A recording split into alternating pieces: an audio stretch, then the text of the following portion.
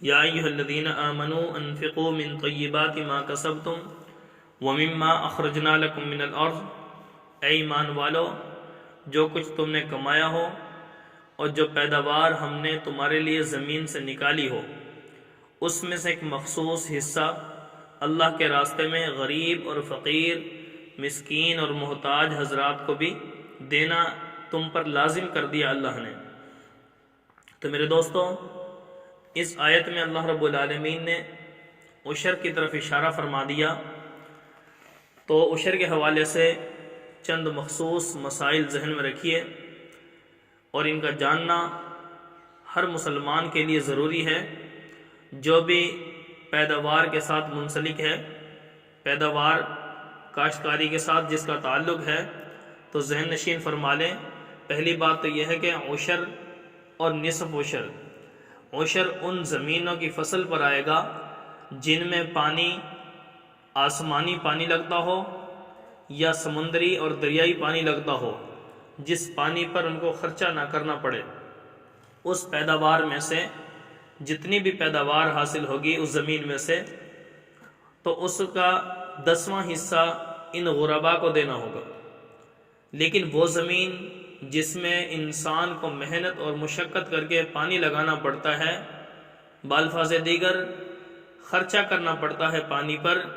پیسے کے ذریعے سے پانی لگایا جاتا ہے، اس فصل کے اندر سے جتنی بھی پیداوار حاصل ہو رہی ہے اس کا نصف عشر دینا پڑے گا، اور نصف عشر بنے گا 20واں حصہ، یعنی 20 من میں سے 1 من۔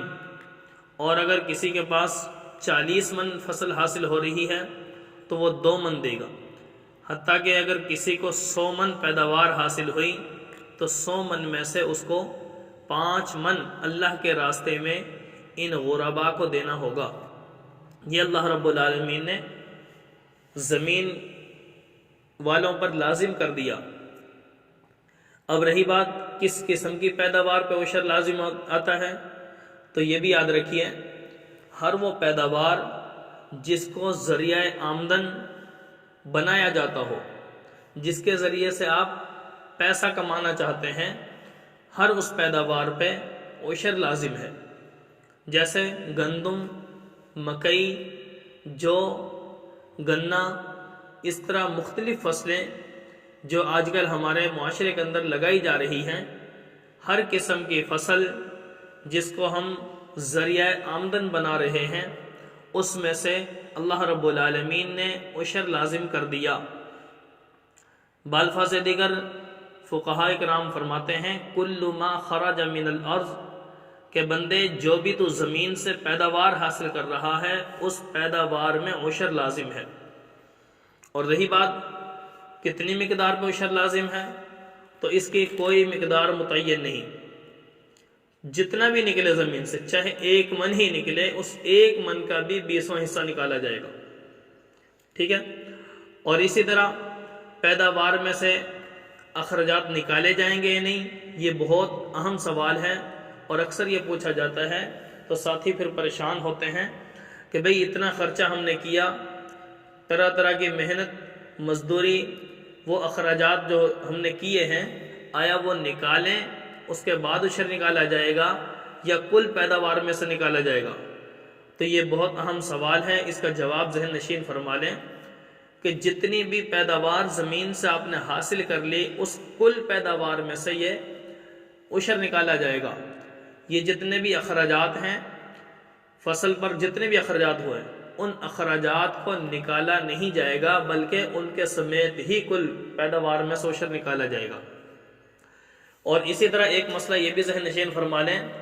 بعض دفعہ ایسا ہوتا ہے کہ ایک فصل جو 1 سال میں تیار ہو رہی ہو، فرض کرو، تو اس میں ہمارے مسلمان یہ کام کرتے ہیں، اسی فصل کے ساتھ ایک اور فصل لگا دیتے ہیں جو 2-3 مہینے کے اندر، 4 مہینے کے اندر تیار ہو جاتی ہے۔ تو آیا جو وہ 1 سال کی فصل لگائی ہے اس پر عشر آئے گا، یا یہ جو درمیان میں چند مہینوں کی فصل لگائی ہے اس پر بھی آئے گا؟ تو آپ جو یہ چند مہینوں بعد فصل حاصل کر رہے ہیں، اس فصل پر الگ عشر آئے گا، اور وہ جو آپ فصل حاصل کریں گے بعد میں، 10 مہینوں کے بعد 1 سال کے بعد اس پر الگ عشر آئے گا۔ یہ نہیں کہ بھئی جو اہم فصل لگائی ہے،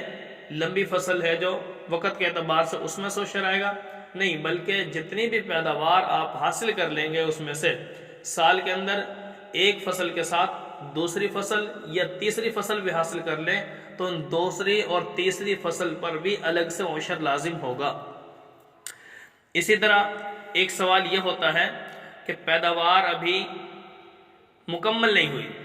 کچی فصل کو ہی بیچ دیا گیا، تو آیا اب اس کا عشر کس پر لازم ہے؟ زمین کے مالک پر لازم ہے یا خریدنے والے پر لازم ہے؟ تو میرے دوستو، خاص طور پہ اس مسئلے کو بھی ذہن میں رکھیں، وہ فصل جس کی ملکیت میں تیار ہوئی ہے اس پر عشر لازم ہوگا۔ یعنی بیچنے والا اگر فصل کو مکمل تیار ہونے کے بعد کھیت میں کھڑی فصل ہی بیچ رہا ہے تو اس کا عشر اس مالک زمین پر لازم ہوگا، لیکن اگر وہ کچی فصل ہی بیچ دیتا ہے اور وہ خریدنے والے کی ملکیت میں آ کے پک رہی ہے تو اس کا عشر اس خریدنے والے پر لازم ہوگا۔ اسی طرح ایک سوال یہ سامنے آتا ہے،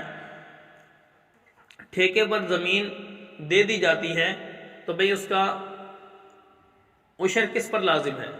تو میرے دوستوں، یہ بھی ذہن میں رکھیں، جس بندے نے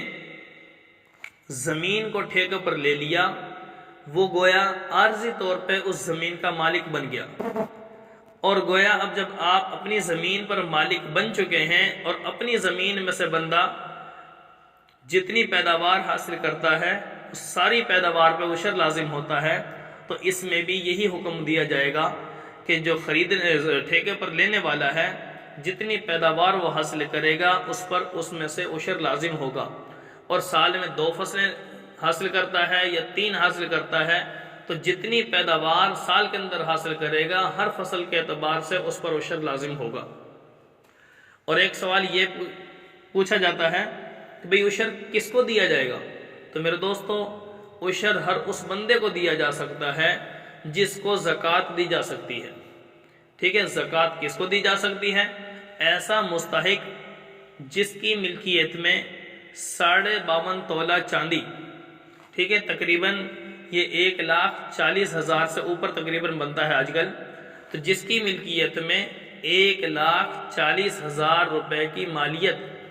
یا اس جیسی کوئی مال تجارت یا کوئی اور چیز اگر اس کی ملکیت میں نہیں ہے تو ہر اس بندے کو عشر دیا جا سکتا ہے۔ اور عام طور پہ ہم نے معاشرے کے اندر یہ بات ذہن میں بٹھا لی ہے کہ بھئی عشر اس کو دیا جا سکتا ہے جو غریب ہو، فقیر ہو، یتیم ہو، مسکین ہو، جس کی ظاہری حالت ایسی لگتی ہو اس کو عشر دیا جائے گا۔ تو میرے دوستو، یہ بات ٹھیک نہیں ہے، بلکہ اصل مسئلے کو سمجھنا چاہیے۔ عشر ہر اس بندے کو دیا جا سکتا ہے جس کے اوپر قرض ہو یا تنگ دستی ہے، حالات خراب ہیں، ٹھیک ہے، یا بالفاظ دیگر یہ سمجھ لیں کہ جس کے اوپر 52.5 تولہ چاندی کی قیمت سے جس کے پاس پیسہ کم ہو، ہر اس بندے کو دیا جا سکتا ہے۔ لیکن جس بندے کے بارے میں آپ جس کو دینا چاہتے ہیں اس بندے کے بارے میں آپ